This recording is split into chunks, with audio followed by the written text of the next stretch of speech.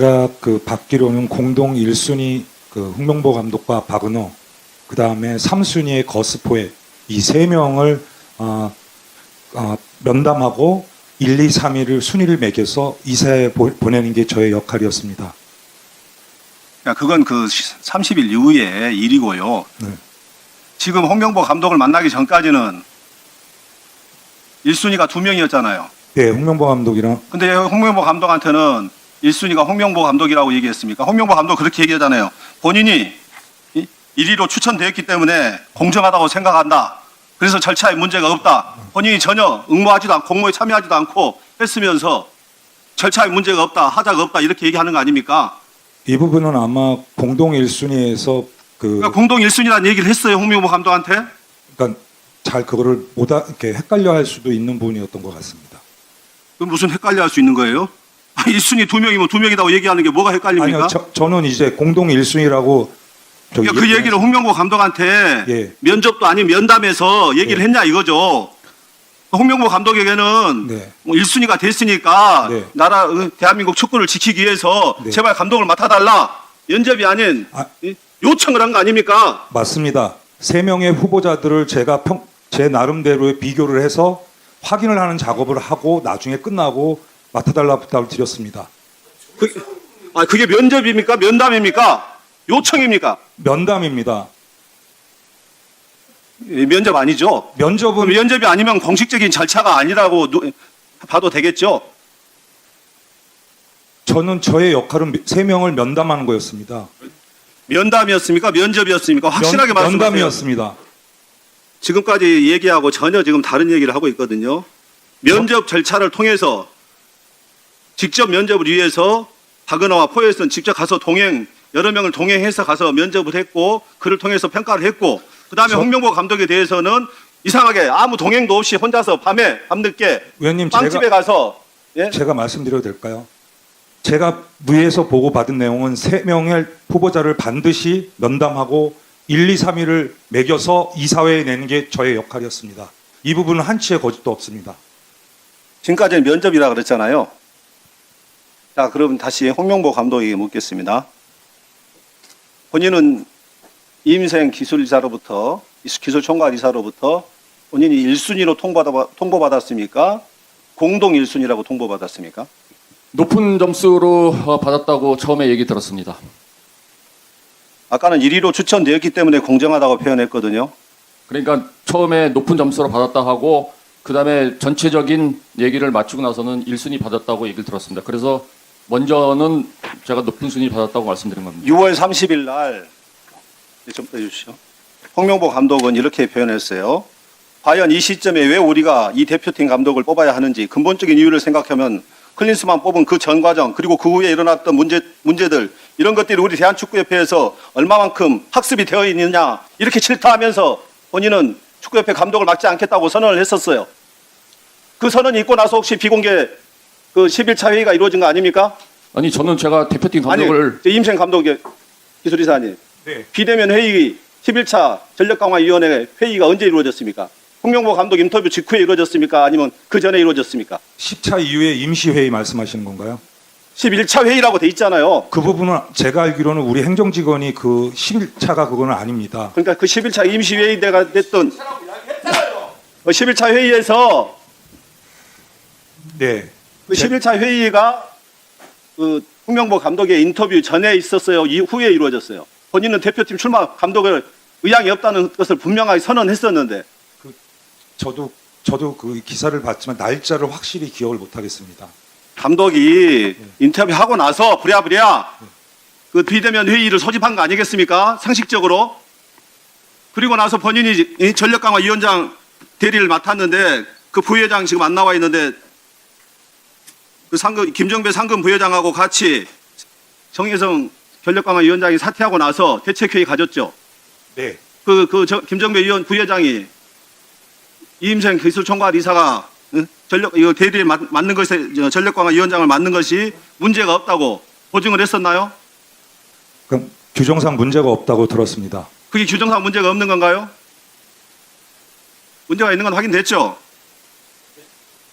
절차상 문제가 있는 게 분명하고 이러한 상황에서 불공정한 절차를 통해서 홍명보 감독은 임명이 됐다고 생각하는데 아직도 홍명보 감독은 공정한 절차를 통해서 선임이 됐다고 생각하십니까?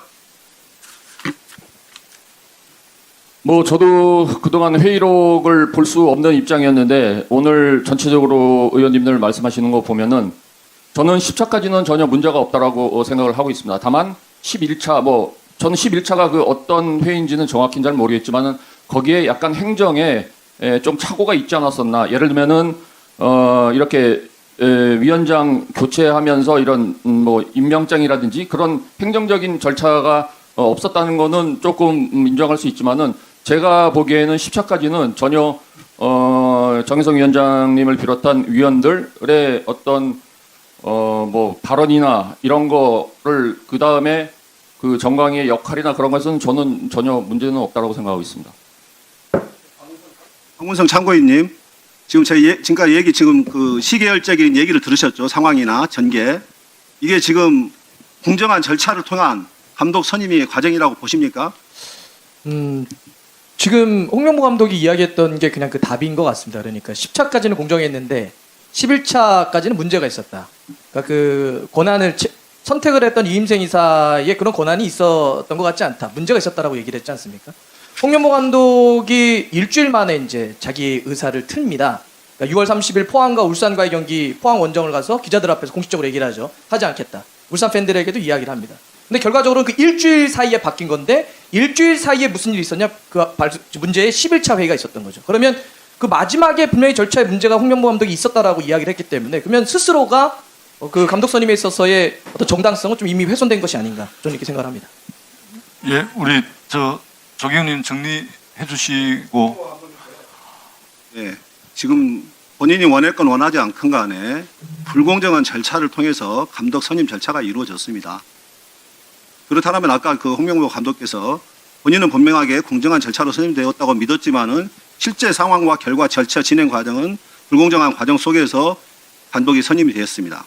이에 대해서 아까 얘기했다시피 불공정한 절차를 통해서 임명되었을 경우에는 감독직을 사임할 의향은 없는지 다시 한번 묻겠습니다. 저는 이 문제 가지고 감독직을 사임할 생각은 없습니다. 뭐 물론 저도 성적이 안 좋으면은 언젠가는 경질이 되겠죠. 그렇기 때문에 제가 지금 맡은 역할은 남은 기간 동안 우리 팀을 정말 강하게 만드는 게 제 역할이라고 생각하겠습니다. 그리고 또 한 가지 더 말씀드리면은 좀 아까 말씀하셨는데 제가 행정적인 문제가 있다고 얘기하지 않았습니다. 행정적인 오차가 있다고 말씀드렸어요. 그 부분 잘 이해해 주시기 바라겠습니다. 문제와 오차는 또 무슨 차이가 있는 거죠? 이렇게 계속해서 말 바꾸게 할 겁니까? 아니 그러니까 11차 회의에서의 그 행정적인 오류를 제가 말씀드리는 겁니다. 예, 제 추가 질의를 활용해 주시고요. 다음은